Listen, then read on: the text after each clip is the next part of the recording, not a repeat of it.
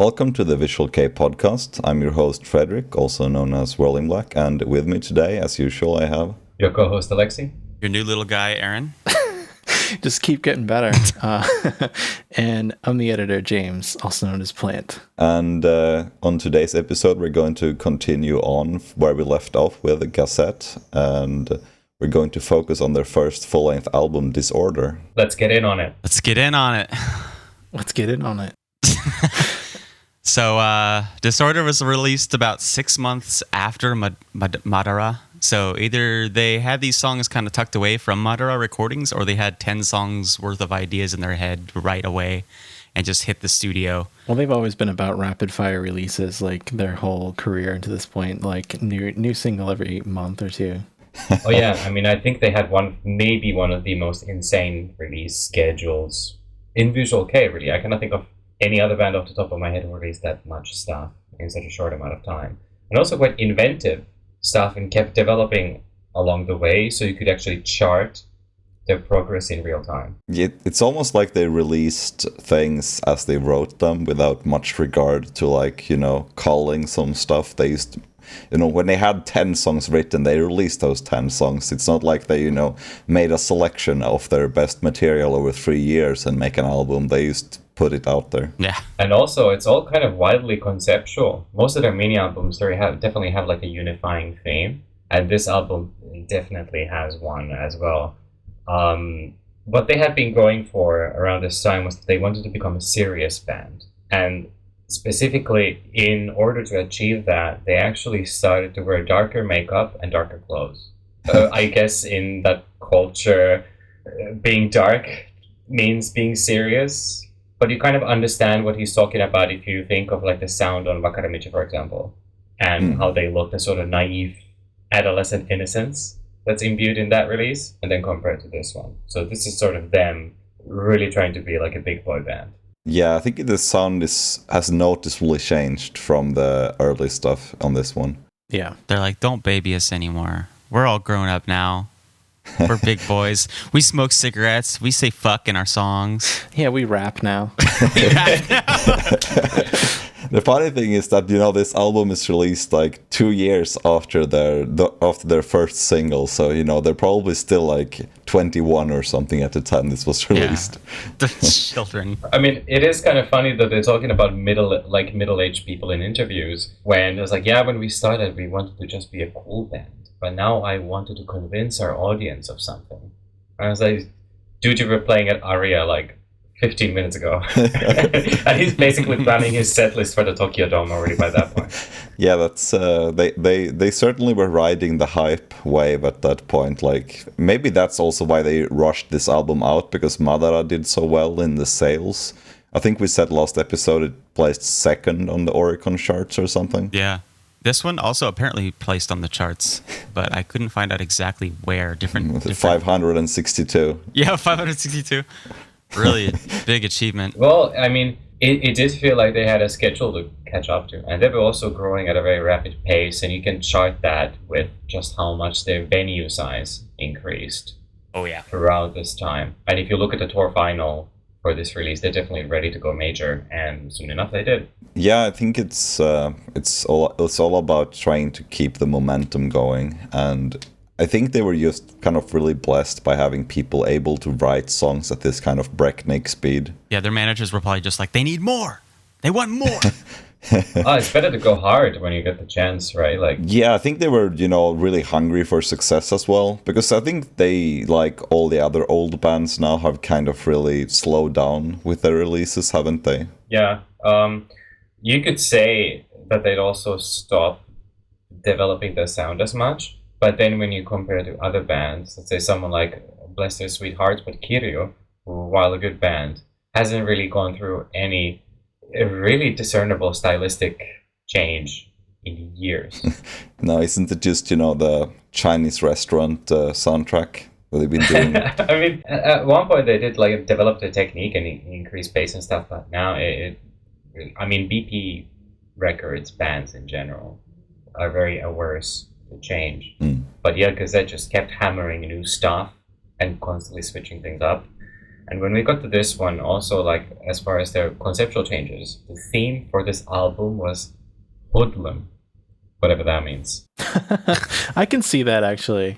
Hoodlum, yeah. Yeah, it's kind of, it has a very distinct sound compared to all the other releases. Yeah, I definitely get a hoodlum vibe. Hoodlum, yeah, I suppose it's like some guy with attitude. Maybe that's why a lot of the pseudo rapping is in the tracks, because he wants to be a cool kid. And all the lyrics that are on the verge of like, hey, fuck you, dad. yeah. Yeah, it's a mature effort. Hoodlum core. Speaking of mature effort, should we get on the first track? Yeah, let's go. Let's do intro.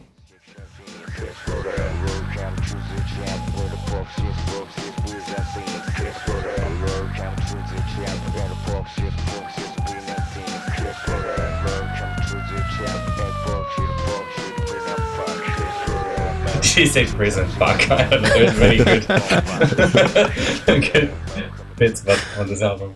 Yeah, my notes say, what the hell is this rap garbage? I kind of like it.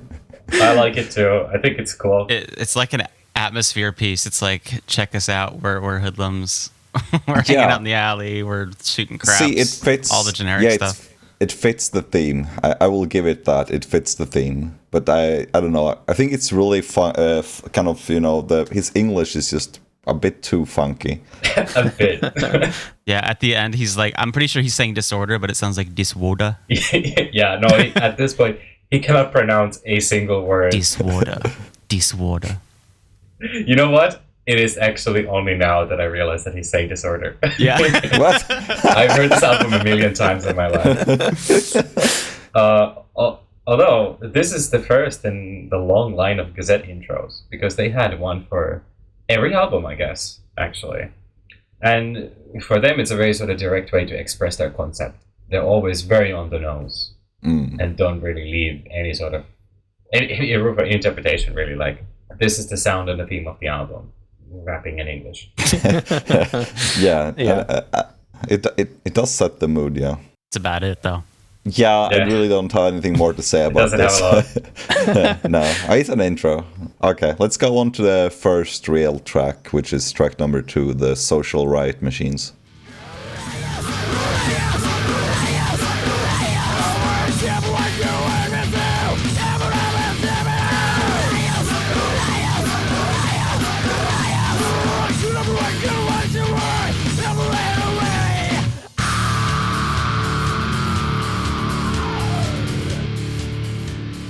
Love the stylization of the S's in the song title. It's incredibly edgy. Hey, it's again, speaking of on the nose. Yeah. It's very hip hop, but also at the same time it reminds you of Kesha when she used to do that. Ahead of their time. Yeah. They inspired her, I'm pretty sure. Of course. Actually, I'm a big fan of Gazette. Hell's Gazette? Oh, they were the original party band.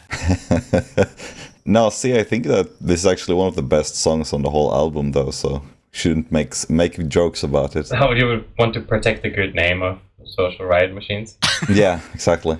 I mean, the title looks funny, but the song itself is really good. Dude, I would say even the track title is very memorable. Yeah. I like the song. It's got a fun, heavy energy, even though it's pretty much just like rap metal. But I have a soft spot for that. I spent a chunk of my youth listening to nu metal. So I think by the time I got to Gazette, the first time I heard Disorder, nu metal was kind of like overplayed for me. So like that kind of rap metal style, I was like, oh god, this shit again. So it didn't really click with me the first time. But coming back to it, it's nostalgic. So I like this song a lot more now than I did back in the day. It's kind of a stage rush song, huh? Yeah, it feels like a stage rush song. They probably use it like that. Yeah. It's got a lot of like repeated chanting. Shouts. Yeah, repetition, and it'll get the crowd kind of just chanting and shaking their fist. Yeah, shaking their fist. Yeah, you see. Well, aggression. Oh, like they actually do that in Japan, though. No joke. Like for fast songs, they just hold their hand up and like do this. Well, we have no video, so we'll have to describe what you guys are doing, and you're kind of just holding your hands up in a fist and wiggling them. Yes, yes. Wiggling them in place. This is when I realize I'm too 30 for this shit, because when I think of all the lives when I see like people flailing their hands, like legitimately hand is hoisted in the air and it's flailing by the wrist, so no other part really moves, but the wrist goes like this. When I see that shit, I'm like, I'll never go to concerts because I couldn't physically. You're gonna get carpal tunnel. Oh, yeah, that's a cardiac arrest. Cart this old man out of here. No, yeah, for really fast songs, songs where you can't do like full style fist bumps or whatever, they do that shaking from the wrist only.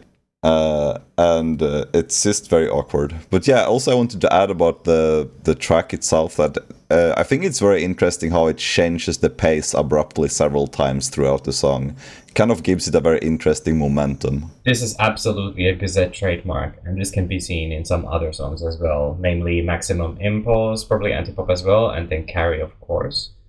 I think this song is in the vein of songs like DIS, but more fleshed out. Definitely there is more variety in the riffs inside the song itself. At the sort of ADD pace allows them to try a lot of very, very interesting different things. The classic Gazette buzzsaw riffs are like on full force, and I think that's what also separates this from like generic nu metal, let's say, because it has that genetic material from really, really early Gazette Summer deep inside. Like their sense of melody is still in there. There's also a section of the song that, it's time for the obligatory reference. There's a section in this song that sounds exactly like The Third Empire by Deering Gray. The part that goes like spark and spark in Third Empire, and this one is yelling some other nonsense instead. In all fairness, considering that these two are basically contemporary, this is very likely not a coincidence. Yeah. It's just a small segment. Otherwise, it's obviously very different songs. But, it's definitely sort of branded. Like, it's so uniquely Gazette. I cannot even imagine any other band playing this exact same song. Except maybe Gossip, but for different reasons. Yeah. Also, I wanted to add the vocal effects on the track is also quite nice. Rookie has experimented with many, many interesting vocal filters, or effects, I should say, throughout the years. Some of them are okay, some of them are not that good, and some of them are interesting. So, if James could play the sample which I had queued earlier up, and this is from the tour final for this album, and it's the song Social Riot Machines, and this is right before the chanting part.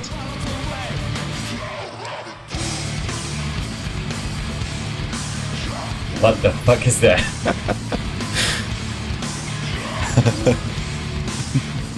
He sounds like a demon. Yeah, it's some sort of like put on demon voice. Oh, yeah, and that was also the section that was lifted from the Third Empire. On their early DVDs, he doesn't scream and growl without a vocal effect.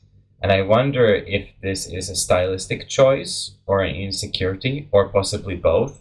My guess is a little bit of both, mostly insecurity. And lack of technique, I think. He needs to bolster his harsh vocals. It's a very common thing that, especially VK bands do, I feel like. They add like tons of reverb and effects and things on the vocals to make it sound more distorted and harsh than what it actually is. And I think this is like next level. It's basically some sort of like a demon box voice. Yeah. You can also tell he's doing the old standby where you cup the mic. Where you do this. That's a nu metal staple also. That's basically like if your voice is too weak, but you can make it sound a little bit scratchy, you can cup the mic and it sounds more intense. He was definitely learning along the way. Yeah. As with the other guys, but I think someone like Uruhan Aoi, for example, started out like mega talented already. And for Rookie, it took a little bit to catch up. That's pretty common though in VK that the vocalist is the weakest link, so to speak, at the beginning. But the one who draws the money. Yeah, if he looks good. Yeah, he has these eyes that are just so smart. We should do an episode at one point on VK bands with really like unnotable vocalists. Like comically bad vocals, or like basically like vocalists who really lack the charisma that the rest of the band has. Oh. They're rare, so I think it'd be a pretty short episode. Yeah, like a band that's, if this band had a better vocalist, they would be so much better. Yeah, that kind of band, yeah. Or not even necessarily better, but like just one who's just kind of meh to look at. More interesting. Yeah. Listeners, if you have a band in mind, let us know on Twitter. Yeah. What are some bands that have pretty meh vocalists? See, the thing is that you don't want to really like speak out of turn, because the first band that I was thinking of was Eins, Zwei, Wir, you know, the band from Kiyoharu's label. But then I think, like, you know what? Probably he was thought of as like the pretty boy, and all the bands were really going for that one. I just didn't know because I wasn't there. Next one. Yeah, let's move on. Track number 3, Carry.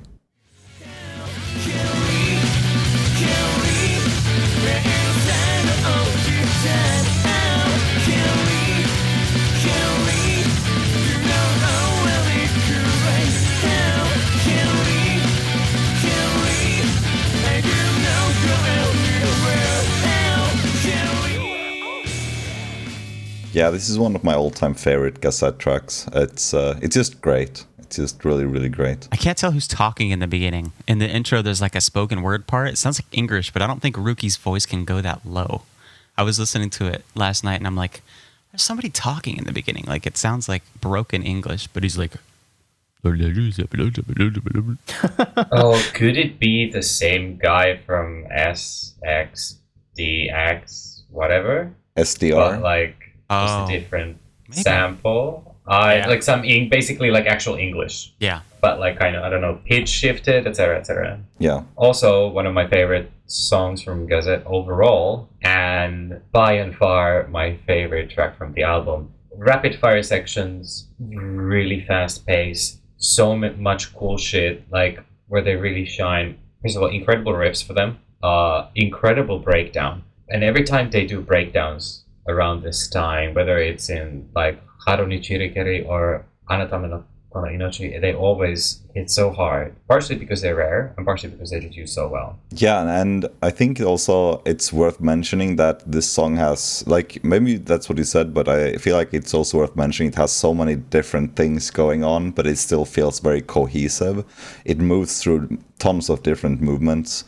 And I especially want to bring attention to the extremely catchy chorus, which uses some really 90s VK chord styles in the chorus, which is interesting. Like, not doing like the kind of like power chords, but rather using those, what's it called?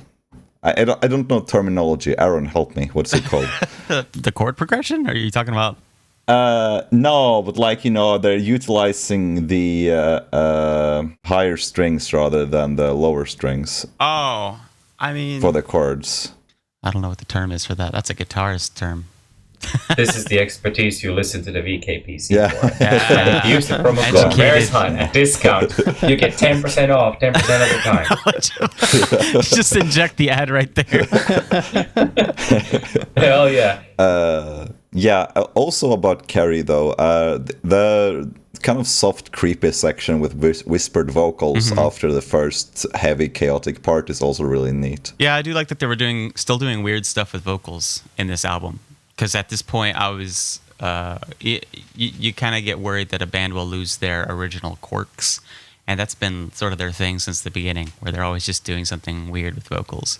And this one has like samples, and spoken word parts, and whispering. It's pretty cool. Dude, it has a growl. It has a growl. Yeah, like the deepest one they had done up to this point. And when it happens, it's very, like, brutal. You know? If they did that for every song, you wouldn't necessarily care as much as you do. But when it comes with the breakdown in here, it really makes an impact. Oh yeah, absolutely. Just overall, like you said, one of my favorite Gazette tracks overall, so definitely my favorite of this album. Okay, should we move on to a more controversial one? I'll be controversial. The chorus, after the first run of it, I get sick of it. I can't do it. I like the rest of the song, but I think by the second time I'm hearing that Kali, I'm done. I'm done. This is why the second that Frederick said that we're moving to the next song, it actually means that you will not get this part into the episode. Yeah. And I think it serves you right. Hey, actually, one more thing though about Carrie. Why is there a question mark? Yeah. Like, is he asking if well, you if you don't know if you're going to carry that expletive or not. Yeah. So you ask yourself. Carry? Like, he's asking you, are you going to carry something? Is something getting carried? I assume it's like asking, he walks up to someone and to offer to carry their stuff. It's like, carry? Yeah, that's what the song's about for sure. He's just doing a grocery run, and he just wants a little bit of help. No, he's going around offering help to people. Gary? I mean, he is for his community. Yeah. You heard the intro, right? Like, All right, I'm going to cut all of that. Let's move on to the next track. Next song. Okay. So it's track number 4, Sakurugata no Jutsu.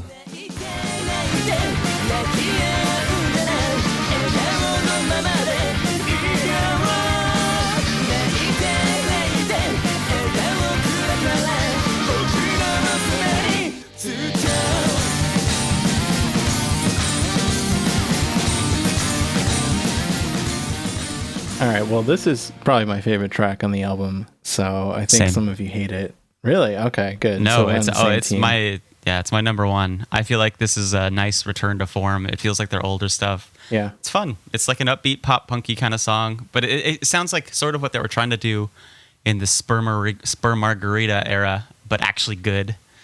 Yeah. And it was a great solo. why did you say some when there is only one Only one, what? who doesn't like the song? Oh. Oh, is there only one of us? Yeah. Because this is a 3-against-1 affair. Yeah. For some reason, I thought I was the only one that was going to like it, actually. No. I think this is actually considered like a sort of classic Gazette song. But the thing is, for me at least, that I think this, the way the song starts is so incredibly grating and annoying. It just goes straight into this, like, probably one of the ugliest sounding like guitar parts Gazette has ever made, and a very whiny chorus where Ruki is just like being very annoying in general. And the thing is that it's a shame though, because like if you can like live through that first sort of 15-20 seconds, the song turns pretty all right. It's just that for all of my life I've just heard the first 10 seconds and I've been so nauseous I've turned to the next track. So I'm not even sure if I have heard the full track before recently. Have you thought about going to the hearing store and getting a pair of New Year's? Yeah, go to the hearing store. Dad. Yeah, I don't even know what to tell you, because like when this song pops on, that intro, I love it. I'm like, yeah, give me more of this song. It's really good. Mm-hmm. And again, I got to bring attention to the synth horns. They're all over the place and they sound amazing. They're great. I love it. Yeah, they are awesome. This is VK Jazz trademark. It totally is. And it kind of sounds like it was written as far back as like Wakare Michi. It has that same vibe as that single. Yeah, It's absolutely. like a Gazette DNA. That sort of went through my mind. I don't think it's necessarily that old, but it was released with like Zetsu and Miseinen, so it does predate some of the stuff here. There is some sort of like traditional Gazette progression, which is like the main riff is like the sort of the central theme, like repeated twice, and then a small flourish at the end of that main riff. Mm-hmm. Then the two guitars fade into the background and they start doing something else, which in this case is the acoustics. Ruki and Reita sort of show up and they sort of set the conflict or the theme or whatever. Mm-hmm. And then the guitars burst back and then the energy starts amplifying, and this is when Ruki also starts increasing speed in his singing. It's kind of like quasi-rapping in a way. And then it goes into the chorus, and then it's supposed to hit hard, fucking synth horns, all that shit. It's good stuff. And they kind of use this formula in a bunch of songs, which they then eventually abandon, of course. But this is classic Gazette in classic form. Agreed. Oh, but Frederick, is the reason why you don't like this because you don't like Ruki's voice? No, not at all. Actually, I think the guitars is the main thing I don't like about the intro. Like, it just sounds super whiny. It just sounds so whiny, the guitars. I just can't stand it. Like the way it just abruptly goes into a chorus without any warning. That's, I don't know. It's extremely jarring for me. No, it's just jarring. It's just jarring for me. I'm used to intros. I mean, it does kind of, the sound is kind of thin, if you know what I'm saying. It's very up high register, sort of. Yeah. So when it has all these screeches and shit, like, I can see how it would be great. It does sound thin and tinny, and also I don't know, I also feel like it sounds like the guitars are not tuned properly or something. It just, everything sounds very disjointed to me, but I guess it's just my brain playing tricks. I made a note that says it reminds me of Ancafe and the like, and I suppose that's pretty accurate for the rest of the I song. think this is exactly what my dad said walking into my room and hearing this stuff. I was like, isn't this like one of your other bands, and Cafe? I'm like, yeah, Dad. No, they're not the same. No, Dad, stop being so embarrassing. They're way cooler and edgier, and they're also grown up. Yeah. Did you see the dark makeup? My dad wouldn't even know what it is. Son, is this Kiss? Actually, my stepdad did say that once. He walked into a room and was watching like an Immortal TV, and he looked at it and he was like, "Is that Kiss?" I was like, "No, Kiss is lame. This is cool." And it's like fucking Call of the Winter Moon or some shit like that. Yeah. That is the worst one. Oh, Kiss is a Shiranui band, so he's not wrong. True. Yeah, true. You made Kiss cool. Gene Simmons' son. It's my Honmei. Okay, you want to move on? We should end on that one, I think. Yeah. Okay, let's move on to track number 5, Maximum Impulse.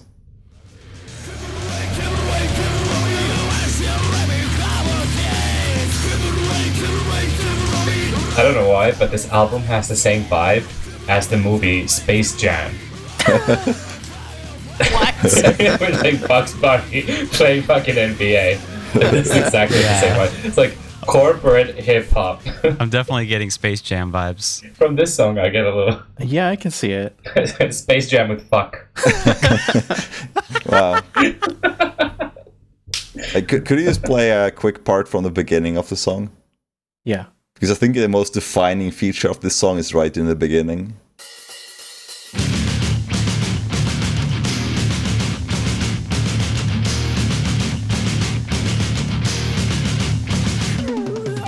Yeah, that. What the hell was that? It sounds like an old man trying to get up from a chair. Yeah, it does. I just kept laughing. I think I've laughed every single time I've heard that part of the song. It's just like, ooh. Yeah. Hey man, just trying different stuff.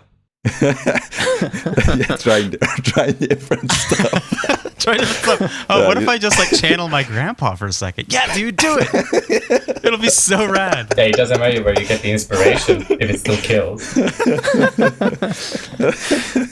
So I think the consensus is that we find this song a bit silly, and I definitely agree with that. Just that's why I sampled like the one part where, like, give it away, Dude. Okay. Yeah. First off, that was in my notes. That very part, I was gonna have you play that part because it's essentially just the Red Hot Chili Peppers song. Give it away, give it away, Oh, give yeah. it away now. It's Oh the my exact god, I same didn't even song. think of that. Oh Jesus, oh good lord. For Yeah. a VK band to reference Red Hot Chili Peppers is ballsy. It's balls. That's what it is.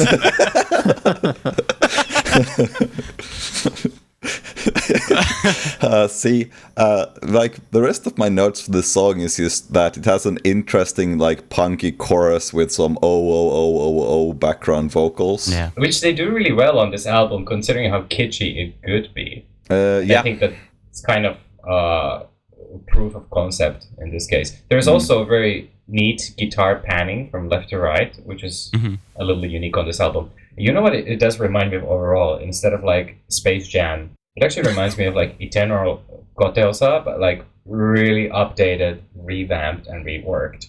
You could sort of, if you really squint your eyes, see like Quartet playing this.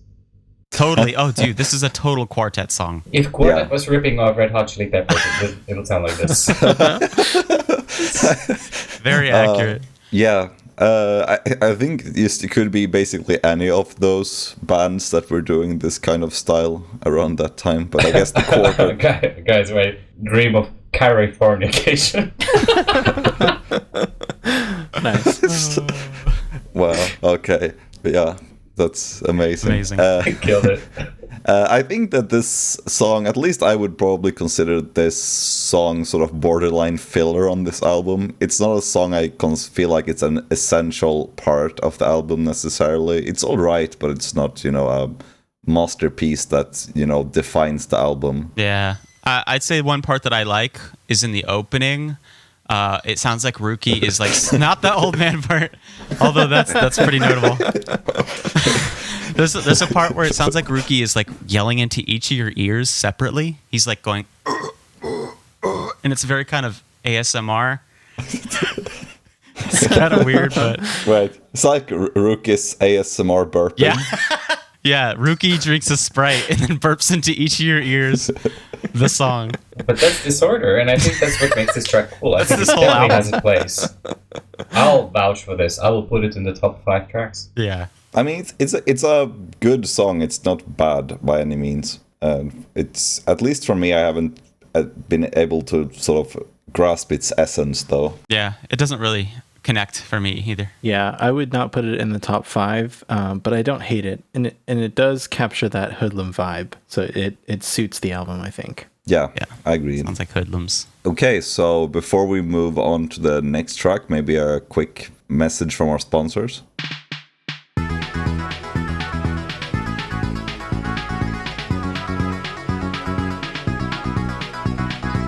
This episode is sponsored by Rare's Hut. Rare's Hut is your source for rare and not so rare imported Japanese rock, metal, and visual kei outside of Japan.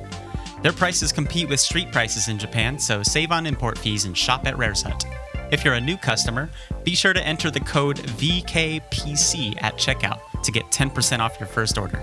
I was on there earlier checking out their bargain bin page, and I saw one of my favorite hidden gems still sitting on the rack after what seems like years. It's a cassette tape by a band called ZXS. It's only $7 right now, and it's worth way more than that. At least to me it is, because it's super good, crunchy glam metal with an electro-industrial elements. Snag it while you can, because honestly I might buy it again just to pretend I'm discovering them for the first time. While you're at it, they have ZXS's last album on there too for super cheap. If you buy them both, I might just kiss you on the lips. By the way, if you're enjoying this episode, want to help us out, please subscribe, give us a like or a 5-star rating on whatever platform you're listening to us on. Recommend us to your friends. You can also follow us on Twitter at the VK Podcast. Come hang out with us on the vkgy Discord server as well. We have a channel on there. You can meet new VK fans and hang out, make suggestions for the show. Catch all new episodes on Apple Podcasts, Spotify, YouTube, and pretty much anywhere else you can listen to podcasts. Okay, and we're back. So let's move on to track number 6, which is called, hang on, Hana Kotoba.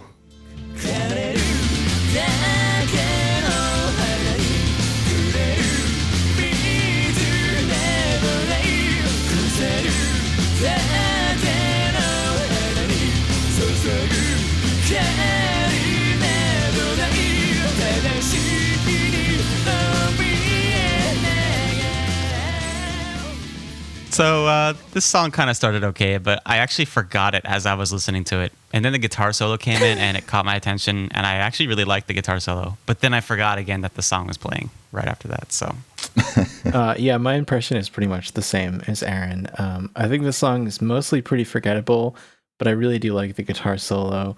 I listened to this song a lot as a kid. Well, not a lot, but I just definitely remember it. So it's a bit nostalgic, but overall, it's not in my top 5 or anything on this album. Yeah, I think I'm there as well. My thing is, though, that I think that Gazette ballads are fundamentally usually very forgettable, but they're never really bad. I mean, this is definitely not a bad song. I especially like the acoustic parts. The acoustic parts are very neat.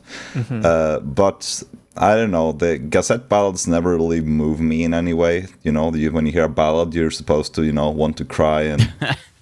crawl into a corner, Yeah. but Gazette ballads doesn't really do that for me. I think Okuribi is still my favorite Gazette ballad. That's still the only one that I really go back to. Oh, that's the connoisseur's choice. Yeah. It's interesting because it has a lot of the typical Gazette ballad landmarks, which is very long. It probably ends in a fade out. But I think it might be just slightly darker, less sweet, probably because of the theme as well. It has a bit of a dramatic edge. Which one? This one? Okurebi. Oh, we're talking about a different yeah. song now. Okay. Yeah, let's honestly, the bad songs, let's just talk about the old songs instead, Who cares? No, but I mean, I get that because even though it's like very typical Gazette ballad in a Yeah. sense, it is a bit different in mood, specifically. Now that we got all the old people out of the way, I can say that as a fan, I like it. It's not one of their best. this track is maybe on this album the most ahead of its time as far as their discography. They kept this format of ballad for a very long time, and I think that's where the vestiges of the original Gazette sound survived the longest. I mean, the traditional melodies and soloing lived on in these ballad tracks for a long time. It's nice, but it is slightly forgotten by the band also. As far as like ballads, this is one that they don't really play. No, it seems to have been barely played at all in the last 10 years. Only when it was like a Disorder specific live. What was that? Yeah. And I think they sort of recognize that it falls in between, because then the ballads on the next album, Cassis and DLN, have much more identifiable personalities. I agree. Yeah, it definitely feels like a filler track, and the band probably feels the same. Yeah, you never want to say that, right? But when a band sort of ignores a certain part of the discography for a long time, you can kind of tell like which stuff they're really excited about and which stuff they aren't. Yeah. Yeah, I agree. So should we move on then to track number 7? Track 7. Yeah, let's go. It's Tokyo Shinyu.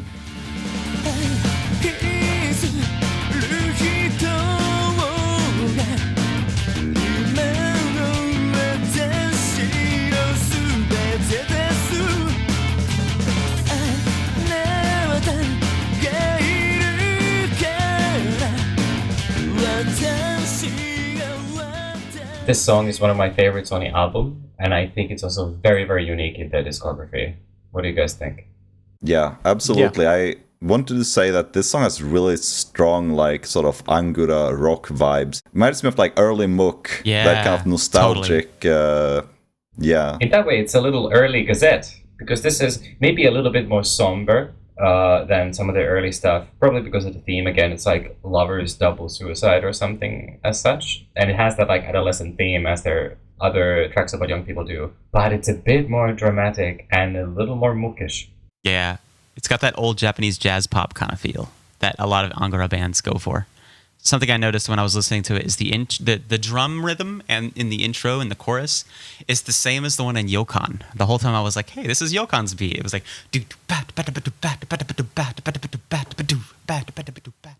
it's like you could sync this up on a playlist with Yokan, and the verse, the intro and the verse would sync up with Yokan's outro.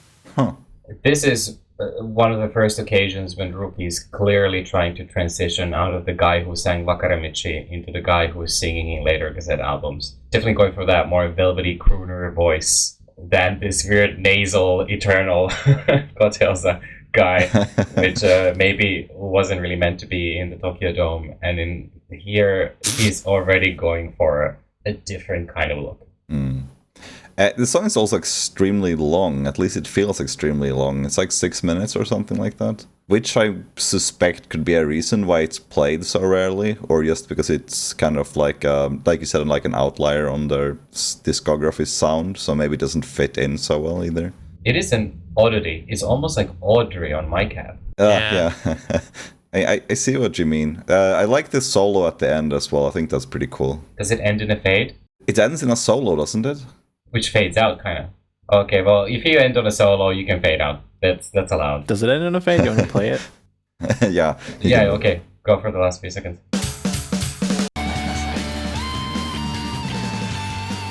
Yeah. Oh yeah, that's a fade. Yeah, but I will allow this. This is kind of like some anime outro type of guitar melody over there. Really cool. You know, if we ever make merch for the show, one of the like we should have a shirt that says just quotes Alexi saying, "I think it ends in a fade out." Yeah, I'll buy that. Anyway, I would place this song pretty high on my list for this album. It's definitely in my top 5 for sure. It has a very strong identity. Yeah, I like it a lot. Okay, so I guess let's move on. Track number 8, which I am going to pronounce as SDR because I don't know any better. I would assume it's SDR. But you could say Sex Dex R. You could.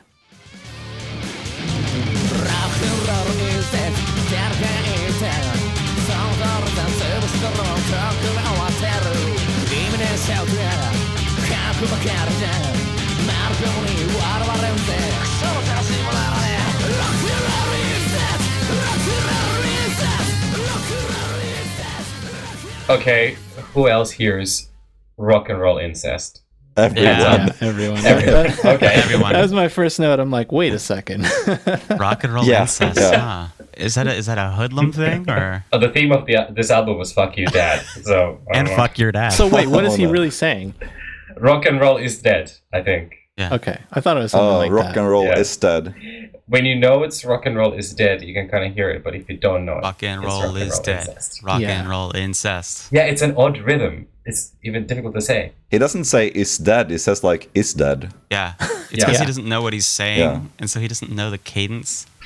So he's just like, Oh, Yeah, yeah, is that's dead. it, yeah. Just reads katakana off a paper. yeah. Oh, I wouldn't be surprised. But overall, it's a pretty good bouncy rock song. I mean, the pre-chorus screamy part's cool. For me, it kind of falls off after that, but it's a fun enough song, I guess. There's like a thought-provoking lyric in the chorus, actually. Its head can be danced off in the rhythm of shit. That's a good good line. That makes Oh, me, that's pretty good. Yeah, That is good. it makes you think. Compare this to shit like Black Spangle Gang, because I kind of think these tracks sort of part of the same lineage, and Black Spangle Gang I barely remember. At least this one is a little fun. But as like a thought experiment, imagine this track with Yune in the drums, Oh man, because I think that would bring a little more weight and energy. Yeah, it could be interesting. And I think this song also benefits from its length. It knows it doesn't have too much to offer, so it doesn't try to overstay its welcome by 2 minutes like some bands are guilty of. It just sticks there at 3 minutes and 20 seconds. Yeah, it is kind of nice having a shorter track after that last one, which is a bit long. Yeah, absolutely. I think even this track and the next one combined makes up around the length of the previous one. Yeah. And Or what? move on maybe, or Yeah, that was going to be my like Okay. smooth segment, or whatever you say. it's no longer smooth. smooth segment. Now it's Yes. all jagged. It's neither a Spiky. segment or a smooth. No. Yes. Coarse, unpleasant. Now for my Painful. unpleasant segue. Yes. It's like sandpaper. Okay. No. Okay. So it's track number 9, Antipop. Let's go! It is our time! Stand up like zero peace! Let's go! It is our time! Disrupting music, yeah! Let's go! It is our time! Stand up like zero peace! Let's go! It is our time! Disrupting music! Let's go!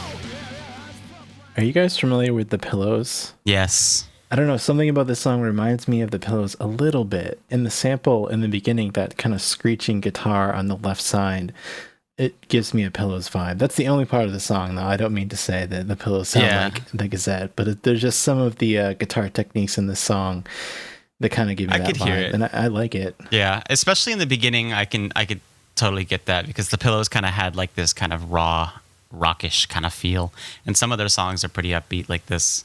But yeah, this song is a lot more punky than the usual Pillows kind of thing. So it's still got that sort of production style of Pillows for sure. And I like the 1, 2, 3, 4 at the beginning. That's a good overdone staple of punk music. Always good. I love hearing that. Yeah. 1, 2, 3, 4. It's so good. I never get sick of it. This is, I think, the best of these types of tracks on this album. It has the combination of that attitude and also that rapid fire pace and trying lots of different techniques in a very short amount of time. It's a very fun song. Yeah, I feel like it's the best punk track on the album. Punk-inspired song. I think so, too. Absolutely. Good kind of smashing windows with a baseball bat kind of song. Yeah. The English is a bit jarring as usual. I wish there was more Japanese, but in general, it's just a very interesting track. The way it sort of starts out with this jam-esque thing and then just goes straight into this very raw punk number. I wonder when they play this live, do they do that jam part or do they just move straight to the fast punk stuff? They do the entire thing. And actually that first part is composed by Reita. And once he did that, he just brought it to the rest of the band and said, compose this. And I do believe it's like popularly credited to Reita overall. But I think at this stage, most of the songs were a band effort. That's interesting. But it is kind of like nice that they have all these like small cues of things like that funny intro and then the 1 2 3 4 etc. Like they're just throwing shit in and everything sticks.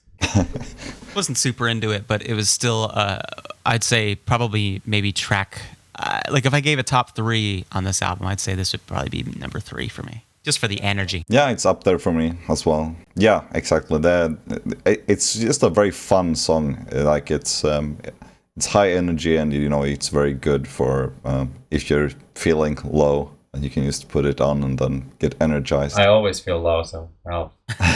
Need all the help you can get. But as far as these type of songs, we can probably agree that Black Spangle Gang is the bottom, the worst of the worst, and maybe Bite to All from the Cassis single, if you guys heard that. But the best one is probably Ruder. Yes. That's probably unanimously agreed on by pretty much everyone, including the band. Yeah. But then this is like the upper mid. I would probably put this off straight after Ruder, actually. I have a strong affinity for this one. It's a cute little number. Okay, so let's go on to track number 10, which is called Shichigatsu Yoka.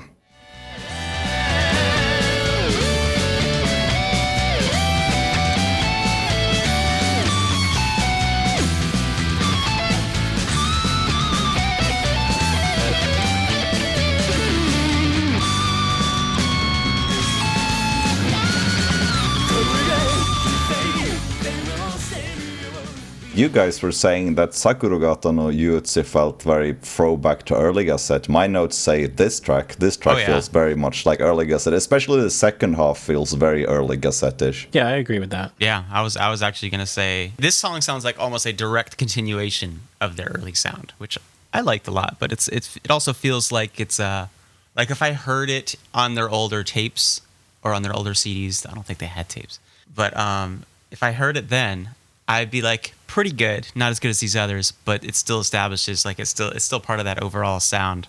It's kind of a more of like a formulaic version of that old Gazette. And this is because this song is a direct continuation of Wakaramichi on purpose. That makes sense. What I gathered from a little bit of online detective work is that it supposedly is taking place some 2 years after the events of Wakaramichi. And off the top of my head, in the lyrics, it ends in this narrator seeing the person who he broke up with and just kind of wishing her well. And it's something like, just promise you'll be happy, or something like this. Really, that type of, my girlfriend left me, but I'm pretending that it was a mutual decision, and I just wish her well. Oh, please come back. Please come back, but if you don't, it's not like I care or anything. I'm not speaking from experience or anything. I only relate to this song artistically. I also wanted to mention the bass is quite nice and clear and actually drives the song forward on several segments, so that's pretty interesting. Overall on this album, I think the bass is a little underrated, maybe, or underappreciated. Agreed. Solid bass lines in this whole album. Yeah, and particularly on this song. And I feel like one of the things that really stands out to me on this song is like it has a very solid momentum.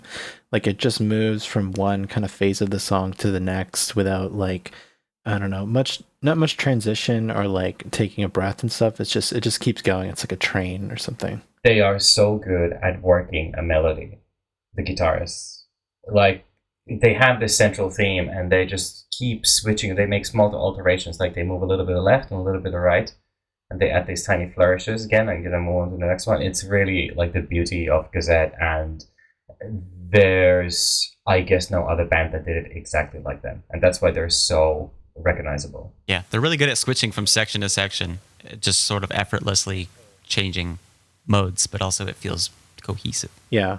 And that solo is really good. And I like how sort of in the middle of it, the guitar is still going, but the bass and the percussion kind of break down a bit as the solo is going. And just has this really cool vibe to it. They're so smart for being so young. I mean, this is a little underappreciated because they really thought of this as like the beginner band. And in a sense they are, especially like later on in the career. I mean, they were also so prolific that they made tons of music that all sounds different, especially in the early stuff. There's so many like small things when I'm like, these guys are geniuses. in the songwriting department, I think, super underappreciated and sort of like unjustly brushed off as a band that got popular because they're pretty. And they're not even that pretty, to be honest. It seems to be a pretty underappreciated song by the band themselves, though. It's only been played 5 times in the last 13 years. Which is pretty much the revival tour for this Yeah. album. Yeah, exactly. Before it was 2005. It is an odd vibe. They prefer to end sets on stuff like this, and they got other songs for that, so that explains it. Yeah, that's true. There are more recognizable ones that the fans probably prefer as well. Okay, so final track of the album then, not counting the outro, it's track number 11, Sarava. 今日も青空に本晴れです黒い飛行機雲山抜く後ろと日本の平和もこれで終わりですか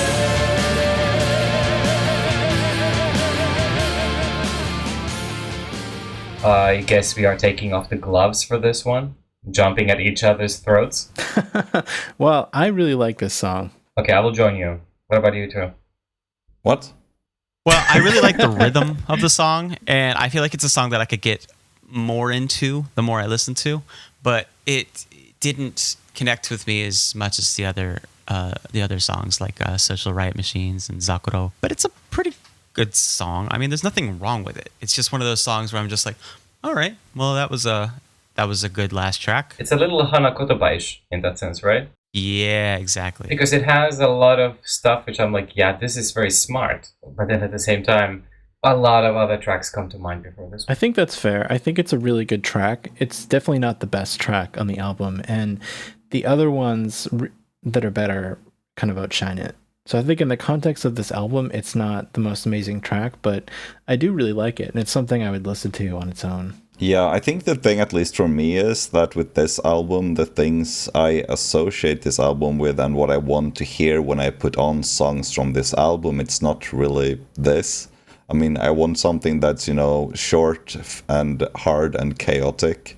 I mean, if I want to put on something from this album, I would put on like Social Riot Machines or Carrie or Antipop, because that's like the go-to sound I expect when I want to hear stuff from this album. See, this is when you miss the whole picture of Gazette. They are kind of short and angry, but then at the end they are for the people. This is an anti-war song. Anti-war song. We're singing all together, or something to that effect. It's so on the nose, too. I mean, the lyric is literally an anti-war song. Like, they want to make sure you know what this song is about. Very subtle, really flexing lyrical muscles on that one. It's cool. I like that. No reason to dilly-dally around the fucking point, right? Just get to it. I don't know. Feels a little heavy-handed to me. I guess it's so heavy-handed that it's the reason why they haven't played this song almost at all. Yeah, it seems extremely rare. They only did it 3 times for that revival tour for the album, and before that it was the actual album tour back in 2005 and 4. So. But at the same time, when we played that sample and I was listening to the guitar stuff on it, I'm like, this is really cool. Again, like. Yeah, it is. It is. I agree. But you know what's the best part? The next track? No. It ends in a fade out. Let's go. Ding, ding, ding. How many fade out Gazette tracks do we got already? It's like 5. 5 out of 10, 12, yeah. Yeah. No, it's 10 out of 10, but... I think it's just, if you start out working for Kisaki, some things just never go away, and one of them is unnecessarily long fade outs. Oh shit, they learned from the pro, like the king of kings. Yeah. Kisaki songwriting school, there's only one thing on the board, and the students are like, end in a fade out? Yeah. Yeah, at least 1 minute. In a way, fade outs are sort of like a representation of Kisaki's ethos, in that he was like, there is always more to come. I will never quit. This is not the end of me. This song fades out because this song goes on for another 6 hours. If you don't hear anything, just put up the volume. Yeah, get it back. exactly. Right. Oh, your volume's going down? Just crank it up, dude. Then when he's ready, he'll come back and go to the first original volume setting. Bust your eardrums. Don't make an impact. Okay, so let's go for the outro, Disorder Heaven.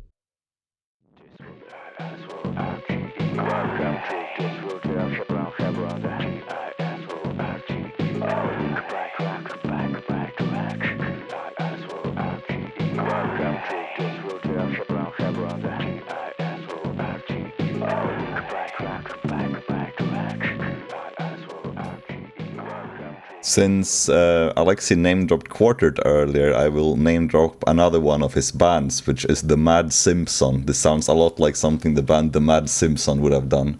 How's that for an obscure reference? Quite obscure. Finally, because we've been doing so much stuff on vanilla and entry-level bands that hearing Mad Simpson, I cannot even describe how happy that makes me. But it has that kind of weird, like, distorted rap vocals and, you know, demented instruments. Well, it's demented, all right. This outro is so weird after the last song. Honestly, like, yeah, it is a little strange. Like, I feel like if they would have ended it on the fade out, like, it would have been a send off. Yeah. And this kind of, I guess it kind of wraps it up together. Maybe they wanted to close shows with this when they kind of walk off stage, maybe before the encore. I hope they walk off stage with this song. Definitely don't want them on stage. This album was priced at about $30 USD when it came out, and wow, I think, yeah, I don't think it's worth it now. $30. Jesus Christ! No, it's one of the damn, that's savage. Yeah, that's my most scathing review right there. It's not worth $30. All albums in Japan are 3,000 yen, so it's like every album costs this much. It's a good point.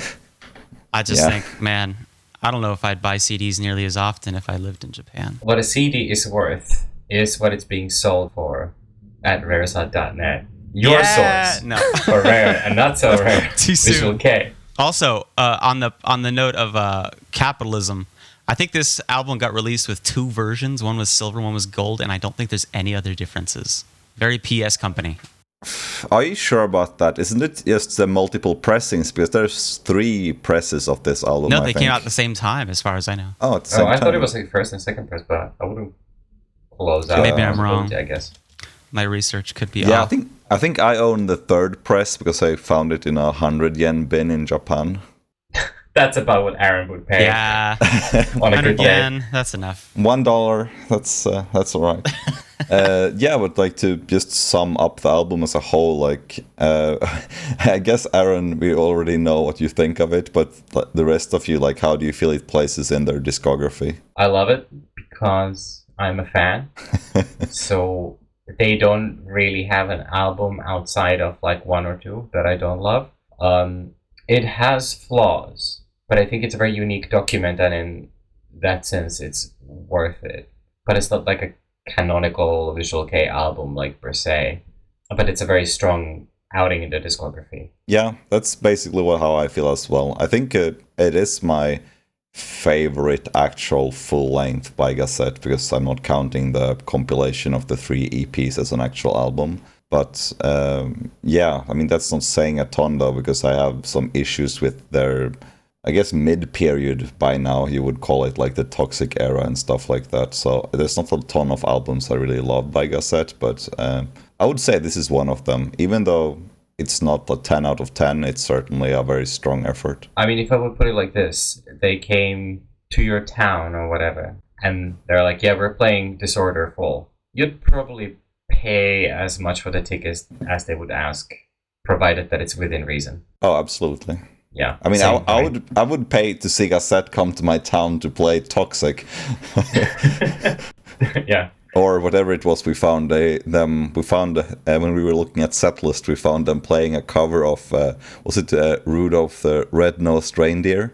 I would do an entire Christmas evening of Gazette songs. Yeah, they should do a mashup. Rooter the Red-Nosed Reindeer. Oh, nice. I am Rudolph Reindeer.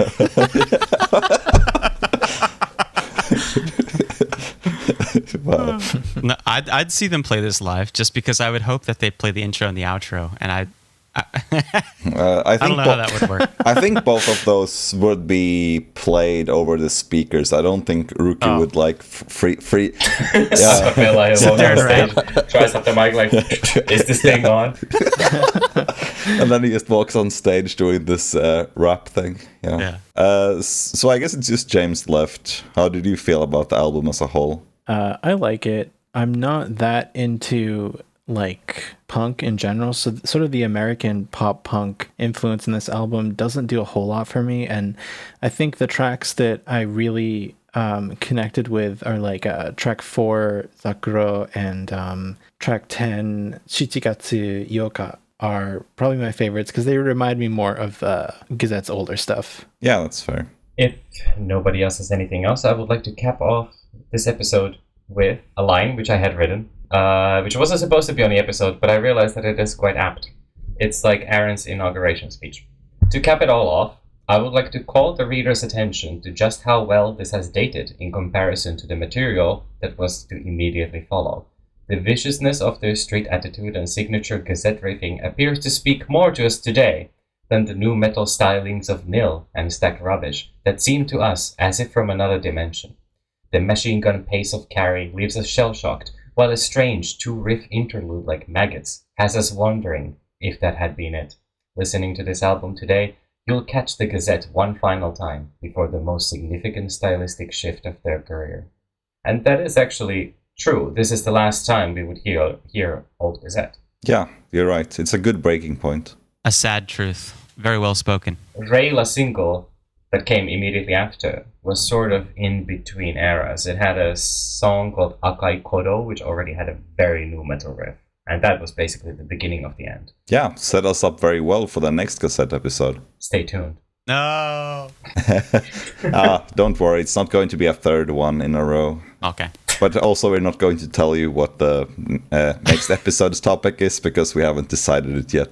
The next one is Matt Simpson. Yes. Don't. We spoiled it. Yes. That's Simpson. Yes. Okay, so I guess all that's left is to thank everyone for listening, and as usual, Rock and roll incest. Nice. He starts switching it up.